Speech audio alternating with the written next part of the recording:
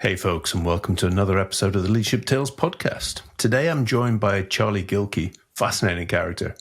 Background, army, logistics, philosophy, and he's done a number of things in there, but his major work is around productivity, particularly on the team side now. Got a new book coming out, which you'll talk about today.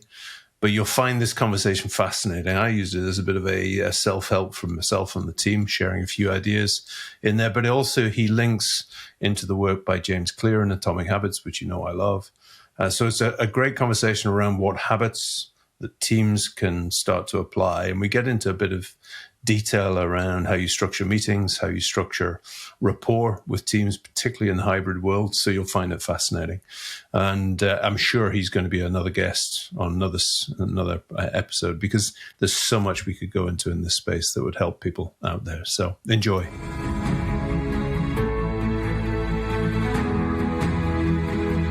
Charlie, welcome.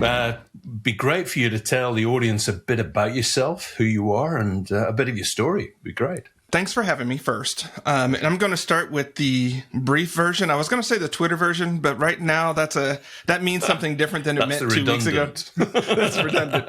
I'm Charlie Gilkey. I write and teach about habits, doing your best work, building strong teams, and becoming a better leader.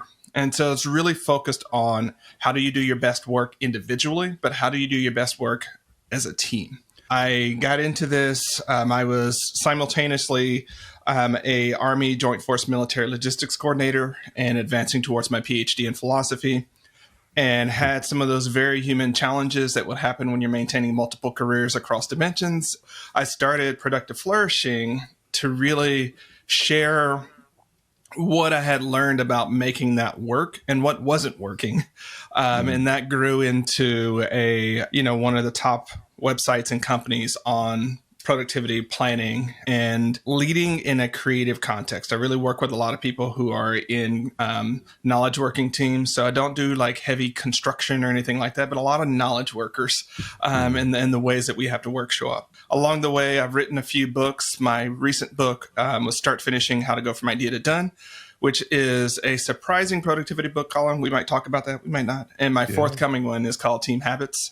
And it really focuses on improving your team's performance and belonging, not by starting with why, no shade, right? Not by the big things, but really looking at the day-to-day ways in which we work together, the habits we have as a team, and making them better. We know from the personal side that if we focus and invest on habits, we get exponential returns. Turns out it's true for teams as well. It's just a different approach, because any activity you do in a team setting is inherently a social activity on top of whatever the activity is, which means you get social overheads, you get negotiations, you get different meaning. And that's what makes teamwork great.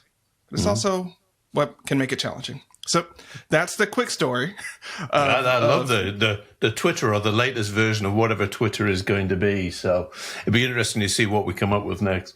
I'm fascinated. So when I was doing a bit of research into the background, creativity plus energy equals better selves is part of your philosophy. And you mentioned creativity there again. So there couldn't be something more creative than the background you've got, philosophy, army, where you came to. But tell me more about the creativity and energy, because for me, that makes sense. Yeah. About, 10 years ago, people don't ask me this question anymore.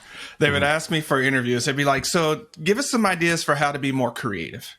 And I'd be like, well, I can answer that question, but most of the people come to me have an abundance of creativity. That's not the problem.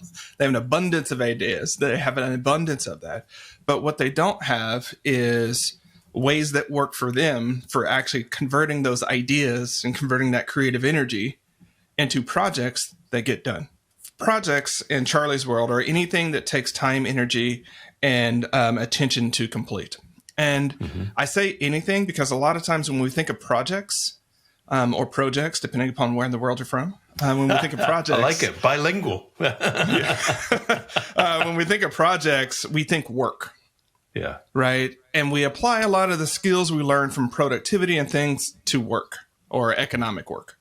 But when I say project, I mean anything. Right. Mm-hmm. I mean, cleaning out that closet of doom that most people have, like the reason that's not happening is because it's a project, and it's a project. It's not a task. It's not a one-off thing, right? Getting married, moving, learning a new language.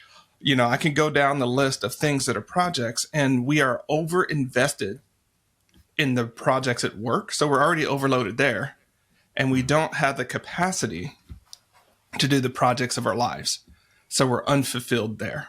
And so projects they're both mirrors and bridges. Mm-hmm. They're mirrors because as soon as you choose a project that truly, truly matters to you, it's going to mirror what's happening internally. All of your stories are going to come up. All of the things are going to start to come up. So it mirrors that, but it also mirrors what happens in the world, right? We've all done that. We've chosen that great project. We watched a TED Talk. We listened to the Leadership Tales podcast. We got a great idea, and we decide to do it. We make a plan, but we make that plan without considering the fact that we're already full. Where is that project going to live? Okay, so those are mirrors. And bridges, they're bridges because they build the future life, work, community, society that you want to live in. If you don't complete the project, you don't build that bridge. And so many people are frustrated and regretful and overwhelmed. And at a certain point, it becomes stories that they tell about themselves, when there's a much simpler answer here. You just haven't finished the projects that take you where you want to go. If you want to make a difference, like let's stop with the shaming and beating ourselves up and say, hey, we're going to make choices differently. We're going to choose and invest in different projects. And there's no magic here. Those things start to happen. Listening to a book this morning, The Earned Life, and it's Marshall Goldsmith. And he talked about, the desire to be more added to the desire to ask for help. And I do think there's something in here about, I'm a big fan in life balance rather than work-life balance, bringing patterns, all the work that we talk about, making your bed in the morning to allow focus and structure, all of these things, patterning that's really making sense, which then leads us to productive flourishing. Yeah. Which, where did you get that title? Because I love that. I think it took us about 3 bottles of wine to get Potential Squared as a name. So yeah. Brilliant. Well, thank you for that. It was actually the third name that I came up with. So it took a few iterations to get there. Yeah. The name actually came out of frustration because at the time I started Productive Flourishing. So we're talking 2006, 2007, depending upon when we want to make it official. Mm-hmm. The literature was very fractured. You had sort of the productivity literature on one side, very hacky, very to-do list, very sort of like very granular. And then you had the personal development literature on the other side that was very high level, very principle focused, very like that. And there's not a problem with either one of those. What kept coming over and over and over again is productivity without being focused for thriving is actually useless, right? It's actually damaging, I would go as far as to say, right? But we can't just talk about thriving. We can't just talk about flourishing. We have to do stuff in the world. Productive flourishing. And it's important. It's always been important to me. Productive modifies flourishing. Productive modifies flourishing. We become who we are through action. It's a neo-Aristotelian synthesis there, but we know that at a certain point. So it's just baked into like philosophy is baked into PF and productive flourishing in that way. But yeah, we become by doing. And so if you want to be something different, you got to do something different. And that's a key thing in here, because when we come back to the work on habits and teams, there's parallels here. We come by doing in here, because you can send teams off and team builds and everything else, but it's only when they get into projects, that they find out the real behaviors, the real drivers in there. So link me back to there in terms of the work you do.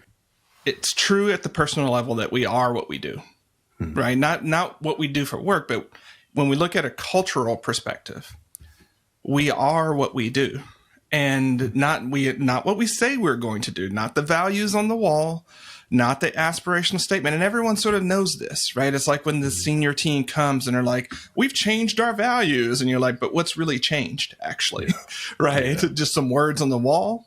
No, it only makes a difference if we change our behaviors to match those values. And so this is where we get in trouble, because in teams, especially as managers and leaders of teams, we'll say one thing, but the reality of what our team's are different. So we say, hey, we support work-life balance, and we don't want you to be overloaded, and we want you to have meaning at work and autonomy. And then we overstuff them, or we're overstuffed. Decisions change on us without us having any idea why. We got a bunch of meetings that we largely don't want to be at, right? And so the team habits that govern how we show up with each other actually are the truth of our team. And so if you want to change that, we really have to think, okay, we are experiencing meeting fatigue. That's a category of team habits, meetings, right? How do we change that? Why do we have these meetings? And how do we decompose that to figure out? So for instance, on this one, so many people are having meetings so frequently. Well, mostly because their team habits around communication or collaboration are broken. Yep. And so meetings become crutch things that we have to do because we can't communicate outside of this well. And because we can't collaborate outside of a meeting, let's do the most expensive thing and pull everybody together real time, chew up their days, but not fix what's making us have the meetings, right? Yeah.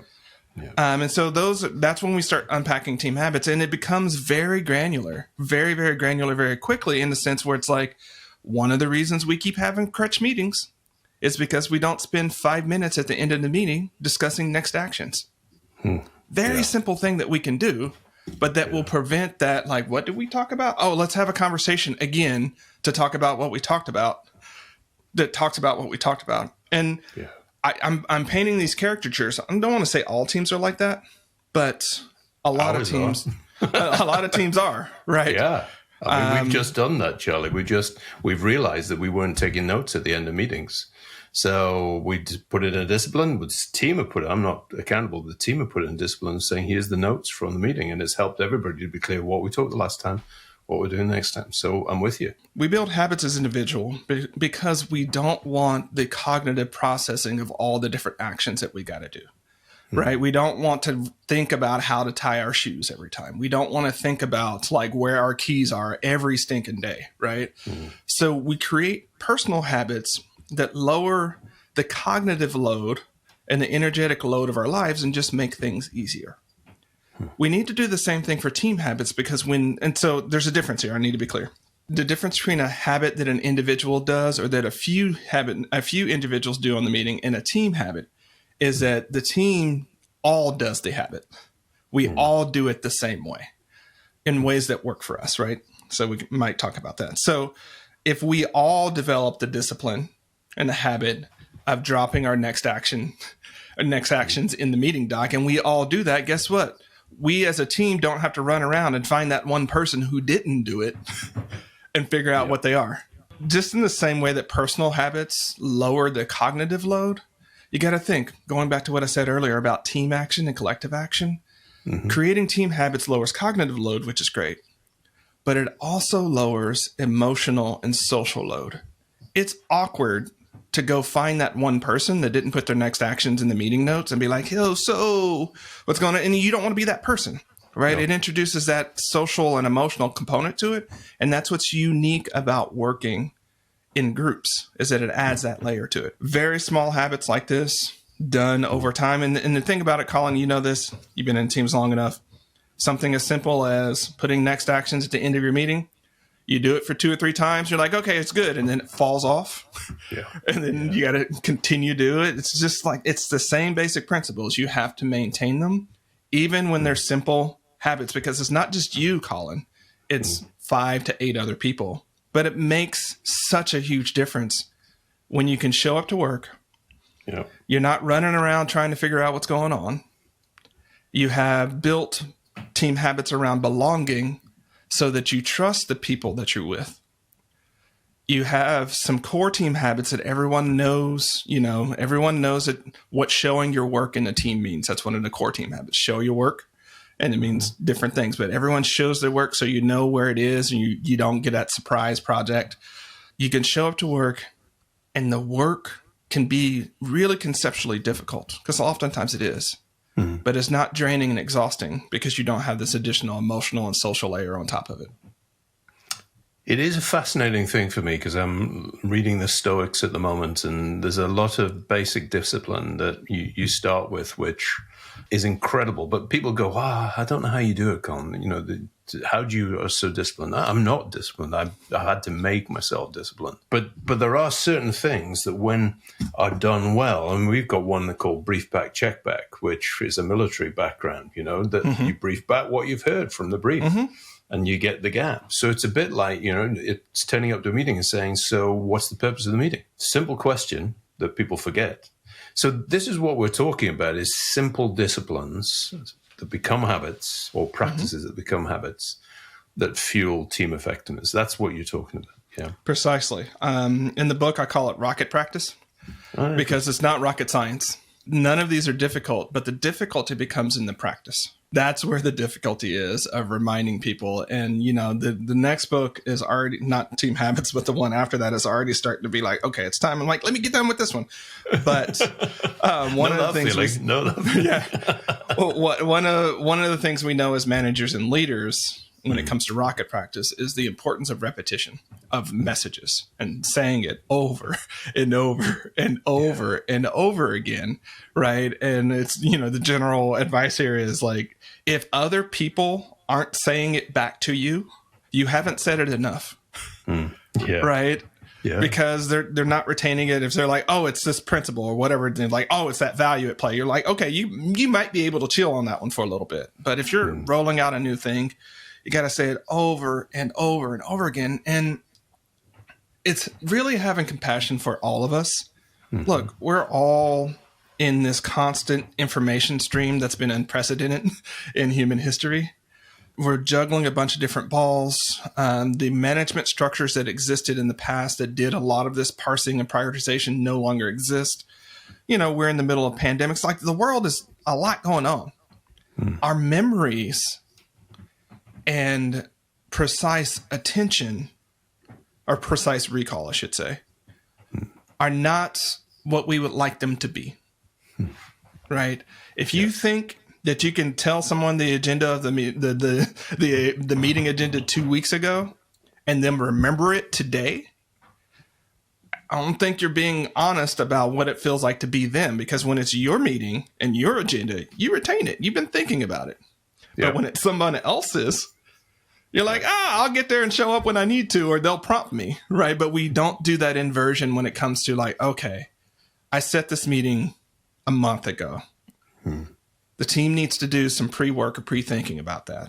I did that so that they did some pre-thinking, but I'm going to remind them a week before what that was.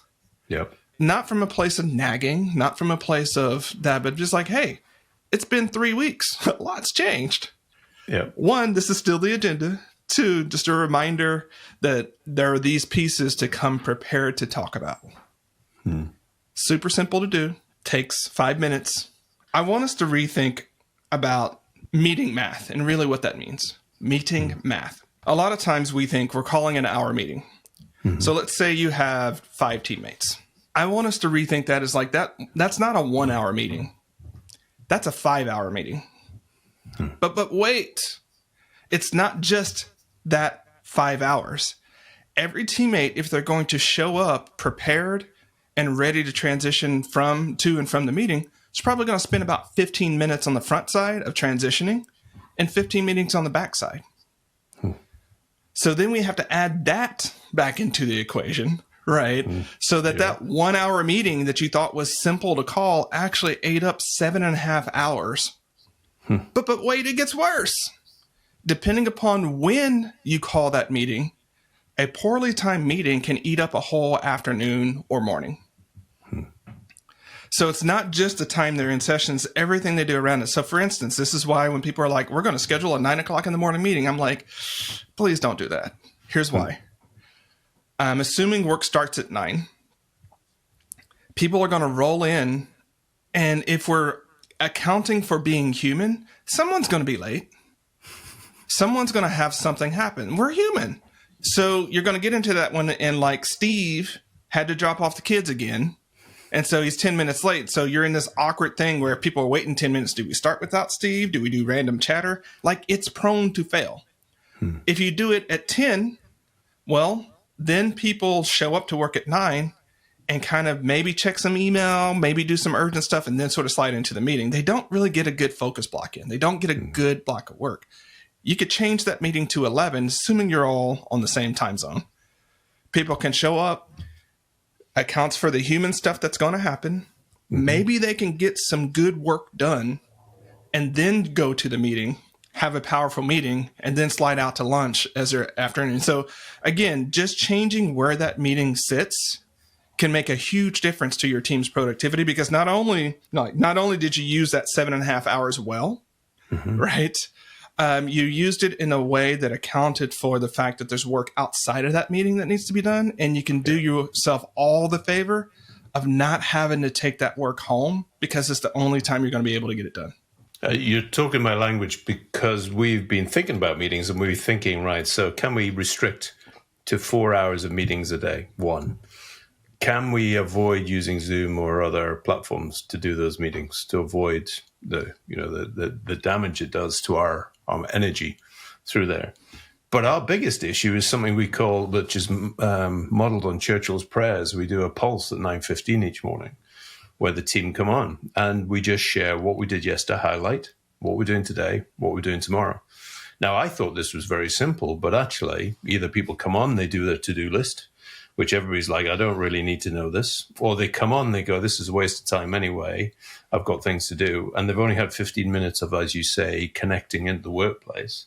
Or it becomes a social fest. So we had one the other morning where we were talking about slippers, and it seems like everybody had furry slippers on that day. So you get into that social connection. So I think what we're talking about here is, one is there's a human connection that needs to happen in meetings.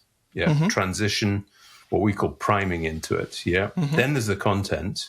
And how effective can we get that? And then there's a transition out of it, actions and other pieces in there. Am I getting that right? Yeah.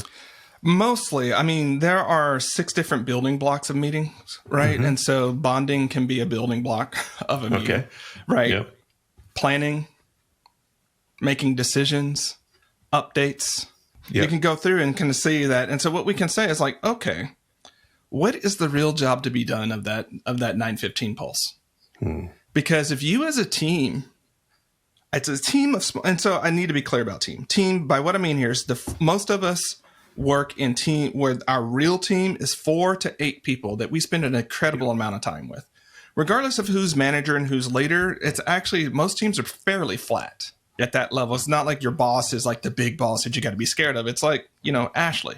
Ashley's cool, right? Ashley's doing the best too, right? Yeah. And so in that team, you can make a lot of commitments and agreements with each other, and you don't need higher ups. You don't need a budget. You don't need that. You could just, as a team, come together and say, you know what? The update and sort of, collaboration part of this actually is not useful for us. What we really want to do is show up and talk about slippers. Yeah. And that's the point of the meeting. And I think, especially when we're talking about hybrid or remote teams, so first off, the first category of habits that I talk about, our team habits, is actually around belonging and developing specific habits around that and letting them be standalone good. Like, there's not the business and then belonging. No, it's a part of being in a team, is that you got to build rapport with people. And in hybrid and remote scenarios, all of the very human ways in which we bond with people are absent. We don't have the water cooler time. We don't have the like, hey, Colin, I'm jumping out to get some coffee. Would you like me to grab you one? It's not about the coffee. It's about, hey, Colin, I thought about you. I care about your needs. I know what your preferences are. It's just that moment to say, you matter. I'm thinking about you. Can I support you? We don't have very good components for that in hybrid or remote work. So that means as teams, we need to take that seriously and say, actually, what my argument here is, my postulation is here is that weak ties, like what type of slippers people wear, create belonging. Belonging is the bedrock of performance because it's part of trust. And so there's a very direct line between someone knowing that you were wearing slippers and that they're the little dragon ones with the cute little fire things off the back, and them pitching in at 3:00 in the afternoon when you're falling down and saying, I got you. that's what I would encourage for your team is to come back and say, what are we really trying to do with this meeting? And if it's an update one, maybe that's a good Slack thread. Maybe that's a good, whatever that might be. There are different ways to get that update out, right? You don't need someone to read you a list. Most of us in knowledge working think we can all read. It's good. That list won't tell them the joy you have about slippers. And if it's an update, maybe you do it later. Like, I think when you just think about the building blocks, Colin, after this, I'll send you the building blocks so you can think about that and be thinking okay. So, and what we do though, is we'll do something like have a 30-minute meeting that's effectively a decision meeting, but we'll have 3 or 4 items to decide in that meeting. If we're paying attention, most decisions that really take time to walk through take 30, 45 minutes. So we get into either 3 of them super quick. And what we do, Colin, not all of us, but this is a pattern I've seen long enough in my consulting and coaching, right? Is you're like, oh, well, we didn't get through that. Let's schedule another meeting to talk about it again. And then you do the same pattern again. And so you end up with these quarter or half decisions that aren't being made, which cost your team time and this confusion. We'd be better off to say, you know what? 1 meeting, 1 major decision. Yeah. And it's the translation there, isn't it, Charlie, about sometimes when somebody thinks it's a decision-making meeting, it's actually a for information meeting. Yeah. So it's simple misconception of a meeting, and therefore people get in and they get frustrated and they waste energy on something where I'm just going to translate or transmit this to you, or is this a fundamental decision? And some people freak out and they think, so you've got a leadership meeting for a whole day and you're only going to make 2 decisions. Yeah.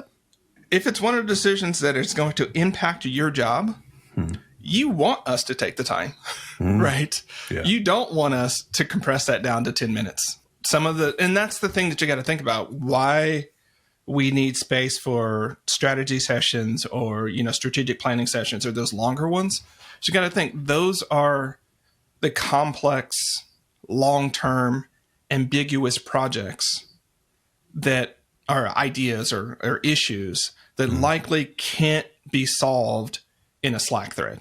Yeah. Right? They likely can't be solved in a 5-minute conversation, because if they could be, they would be, right? Yeah. At a certain point, teams seek efficiency, and we as humans seek a bit of laziness. A lot of the smaller, inconsequential, so on and so forth decisions actually get solved pretty quickly because we don't want to deal with them too much, right? Yeah. But the big thorny ones, because sometimes we seek laziness, the big thorny ones pile up until some point in which you have to make the decision. So that's, again, if we look at the meeting building blocks, and you're like, okay, we have this type of issue. What are some of the aspects around that? Are we going to meet just to discuss it and problem solve, but not necessarily decide? We're going our opportunity. So I'm working with an organization. I'll give a very concrete example here. We're doing some work to make it much more like a holocratic organization, which means we're decentralizing the power of decision making and collaboration to smaller teams. Okay. And a pattern that has emerged is that anytime there's a new issue, the executive board and executive team is not the primary decision maker anymore. It's actually what we call dynamic teams that do that. What we've seen emerge is there's one team that comes together that does some vetting of the problem and picking of 3 courses of action that would best solve that problem. And that team's job is done. Done. Boom. There's another team that's an implementation team that will take that and actually build it out and turn it into an actual plan and get it rolling in that way. We did not expect that to happen, but what we've seen is the players who are great at that first team, that prioritization team, are not the players that are great at that second one. Yeah. And the people that are great at the second one are not great at the first one. So trying to smush all of these people in the same room, and we've all been there where it's a strategy or big idea session, and there's someone that is so target locked on a tactic or a task or just something that they can't be a part of the conversation and will derail the whole conversation because they can't let go of this tree they're holding on. It's like, we're talking about the forest and like, but this tree, we've seen that, right? Yeah. dynamically, like this emerged without us trying to make it happen, right? And so now we know that when we set up the next task team, it's like, this is the prioritization team. This is your job, your one job. See if this is actually a problem, which I think we underthink in team settings. We're so busy trying to sell solutions where we need to spend more time selling the problem. Right. And so the prioritization team is the one that's like, we as an organization think this is a problem. And they go and is like, actually, yeah, this is a problem. And here's why. Yep. And here's some approaches to it. Here's what we want to do. Here's what we've come up to it. Here's our recommendation. One of these three things. Boom. Then the other team's like, okay, they've already determined that that's a problem. We can get out of that space and we agree with it. We understand why because they've documented it. Now we can get into how we're going to make those things happen. And what I love about this is we're starting to get into, one is being in love with the problem, not the solution, is design things. It's the divergent, the creative space. So that's, and some people say prioritization is about converging, but actually first it's about diverging on issues and problems. So I love that. And then the execution team, getting stuff done. There's so many people who just say, just give me it, I'll work it up. And it's interesting because my style is very much the divergent style. My COO is the get stuff done, style, which works well. But when we try to scale that, that's our issue. Because her teams potentially are more about getting stuff done. My team is more about bigger picture. So we're recruiting and developing our own images as well, which fascinating. Yeah. Well, and that would be the question for me. Like when we look at, I talk about this in Team Habits, when we think of atomic teams, like what's the smallest team that it takes to get the job done? When you say we're trying to scale that, again, not necessarily that you asked me, like, that you want this question, but I'm like, no. What's the job to be done of scaling it? Does it need to be scaled? Or do you have the atomic team that you need for that function? And it's good enough. I'm biased because I'm a strategic thinker. I'm a top-down systems thinker, like that side. Yeah. It is incredibly hard to train. It is so hard to train, and it is so hard to hire for, right? And we see, especially visionaries, hire more visionaries. And then the visionaries, that squad comes up with way more ideas that the implementation team is like, okay, nah, your job was to come up with one idea that we could do a year. Yeah. And you came back with 5 ideas that you sort of stuffed under one theme, and you think we can all do that. So again, You've been reading my minutes then. It's like I've done this work, Colin. Yeah. And so I would just say, like, that would be the question that I would go back to your COO and be like, okay, so we've been trying to scale this, but why? What's the real problem we're trying to solve with that? Are the solutions that we're considering going to create downstream problems that are worse than the ones that we've got? Charlie, I'm aware that we could go on for ages, and I feel this is a very unusual episode, and I'm loving it before it because it's I've sort of switched it around to me and started to think through my process. But what I love, what I've heard, Charlie, is the link back to Atomic Habits and James Clear, and it's linking back to the individual and then putting it into the team. I love the fact that we're talking about habits, but also the complexity of the habits in there for the team, because this is purposeful practice, and the more we practice, the better we'll get at these.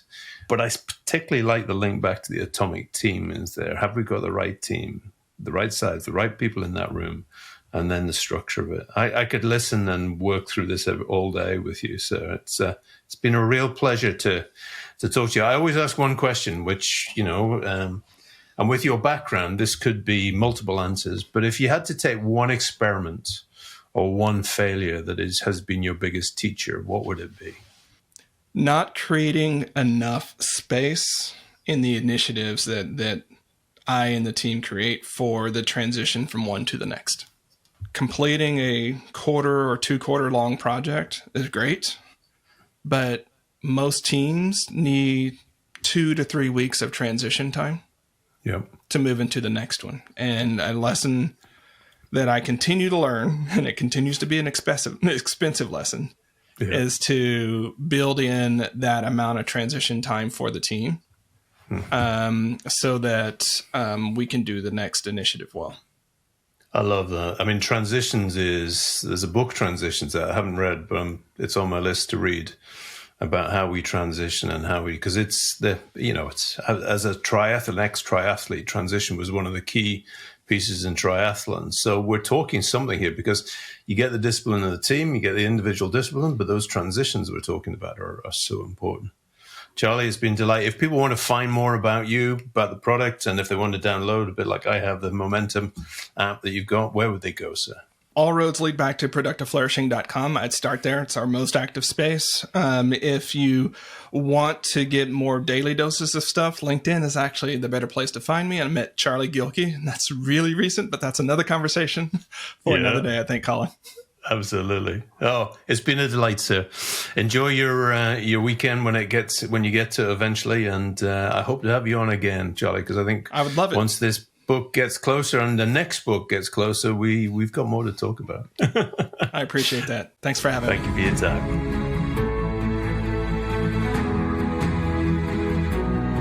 time. So, wow. I've got my ideas, I've got my thoughts, I've got my atomic team. I now need to start looking at. But again, I love the fact that all the thinking on the individual habits, work, practices, habits, feed systems is now going into the team side. And with Charlie's thinking and work, how we can start to do that into a way that allows us to, as he says, be agile in how we operate with teams, but be focused and principled and disciplined about how we bring ourselves to teams. Now, involving the rapport, the conversations about slippers, whatever it is that you need to involve, but also the key thing about getting stuff done and who are the people that need to get it done and how do they need to be organized and structured to get that work done. So fascinating piece. I'm sure you enjoyed it. For those who are experimenters like myself, I'm sure you've got a few things you would pull from there and think, right, I'm going to try that. So that was Charlie Gilkey, and you'll be able to find him in all the program notes after this. So I'll look forward to welcoming you back to another episode of the Leadership Tales podcast soon. Thanks.